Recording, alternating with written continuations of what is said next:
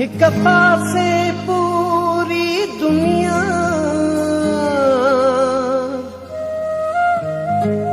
ॿिए पासे दादू शहर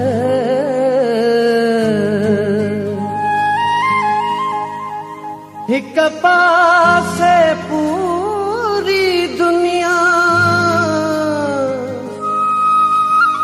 ॿिए पासे दादू शहर जे मरामा अनवर मूंखे दादूअ में दफ़नायो वञे मां दादूअ जो रहवासी आहियां मुंहिंजी दादूअ में ई जन्नत आ मूंखे दादूअ में दफ़नायो वञे इहा मुंहिंजी आख़िरी वसियत आ मां दादूअ जो रहवासी आहियां मुंहिंजी दादूअ में ई जन्नत आ मूंखे दादूअ में दफ़नायो वञे इहा मुंहिंजी आख़िरी वसियत आ मां दादूअ जो रहवासी आहियां मुंहिंजी दादूअ में ई जन्नत आ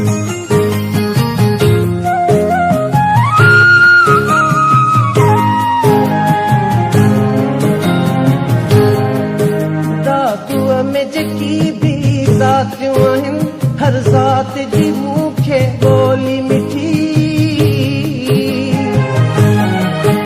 दादूअ जूं घिटियूं मूंखे अहिड़ियूं मिठियूं जहिड़ी थी जल माउ जी झोली मिठी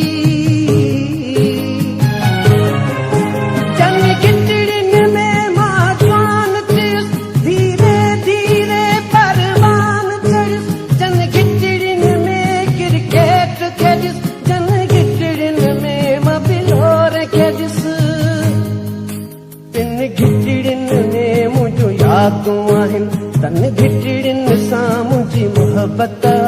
मूंखे दादूअ में दफ़नायो वञे इहा मुंहिंजी आख़िरी वसियत आ मां दादूअ जो रहवासी आहियां मुंहिंजी दादूअ में ई जन्नत आ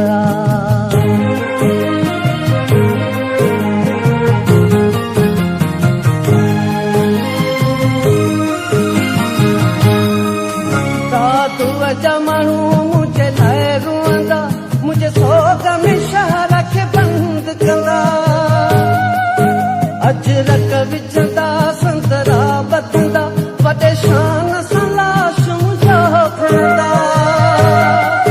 मुंहिंजा माइट अज़ीज़ ऐं भाइर सभु सिंधी अदबी संगत जा शाइर सभु रुअंदा रड़ंदा डुकंदा ईंदा अची मुंहिंजा कुल्हे हर माण्हूअ जो मूंसां प्यार आहे हर माण्हूअ वटि मुंहिंजी इज़त आ मूंखे दादूअ में दफ़नायो वञे इहा मुंहिंजी आख़िरी वसियत आ मां दादूअ जो रहवासी आहियां मुंहिंजे दादूअ में ई जन्नत आ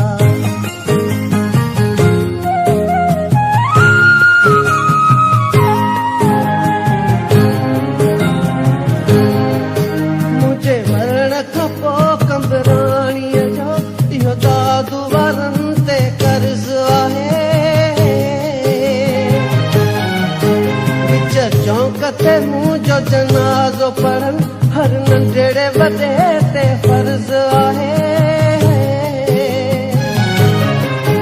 अची रिख जे बदिले अनवर खे महबूब जो अजरक कफन ॾिजो महबूब खे जीअं मां वेझो हुजां बुखारीअ ते मूंखे दफ़न कजो मां बुखारीअ जो ई मुरीद आहियां बुखारीअ सां मुंहिंजी संगत आ मूंखे दादूअ में दफ़नायो वञे इहा मुंहिंजी आख़िरी वसियत आ मां दादूअ जो रहवासी आहियां मुंहिंजी दादूअ में ई जन्नत आ मूंखे दादूअ में दफ़नायो वञे इहा मुंहिंजी मां दादूअ जो रहवासी आहियां, मुंहिंजी दादूअ में ई जन्नत आ, मूंखे दादूअ में दफ़नायो वञे, इहा मुंहिंजी आख़िरी